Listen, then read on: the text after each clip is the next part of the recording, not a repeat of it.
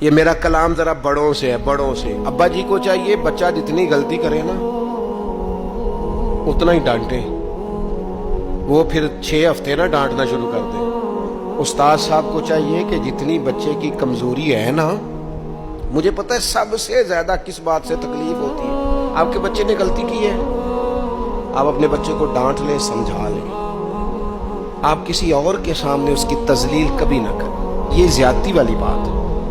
آپ اسے رسوا نہ کریں، بتائیں کسی ایسے شخص کو جس سے آپ کو امید ہے کہ آپ کو مشورہ دے گا یا اسے سمجھائے گا، لیکن گلی گلی کھڑے ہو کے اپنے آپ کو مظلوم ثابت کرنے کے لیے اس کی توہین نہ کریں، یہ انداز درست نہیں ہے۔ اس سے بچوں کی انسلٹ ہوتی ہے، وہ کمزور پڑ جاتے ہیں، ہر جگہ رونا رونا میرے بچے اچھے نہیں، میں بڑا پریشان۔ کیا بات کر رہے ہیں آپ؟ یہ بچہ تو آپ کی کمائی ہے، اساس ہے، حسن ہے، نسل ہے، اصل ہے، اور اس قدر زیادہ تکلیف دینا، جگہ جگہ شکایتیں، جگہ جگہ باتیں۔ ہمارے بچے ہمارے ہیں نا، تو ان کی عزت کس کی ہے؟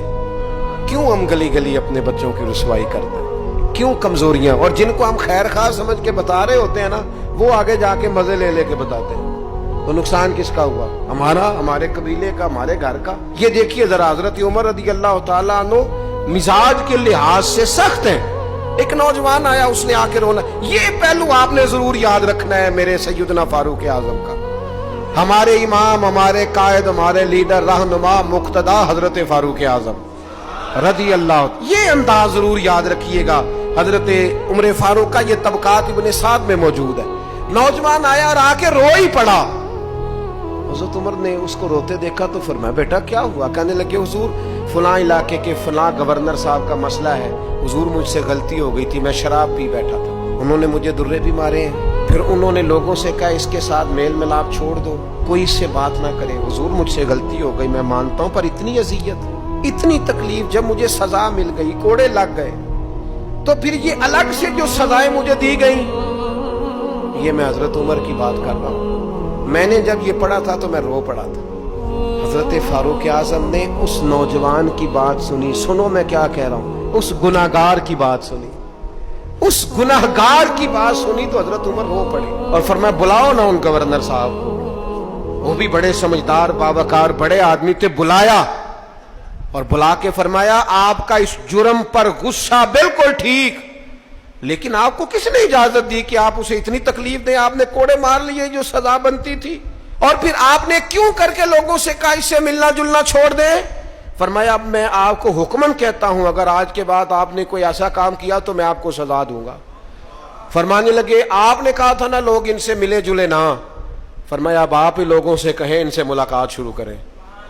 جب انہوں نے توبہ کر لی، اپنا گناہ مان لیا، جب اقرار کر لیا، معافی مانگ لی، اب سزا کا کیا معنی ہوا؟ اب تکلیف کا کیا معنی ہوا؟ سیدنا فاروق اعظم رضی اللہ تعالیٰ عنہ فرمانے لگے اگر یہ سچی توبہ کر لے تو پھر تو ان کی گواہی بھی قبول کی جائے گی، ان کی گواہی تک ہم قبول کریں گے۔ وہ کسی نے کہا تھا الجھے الجھے بکھرے بکھرے روز و شب دیکھے گا کون، لوگ تیرا جرم دیکھیں گے سبب دیکھے گا کون۔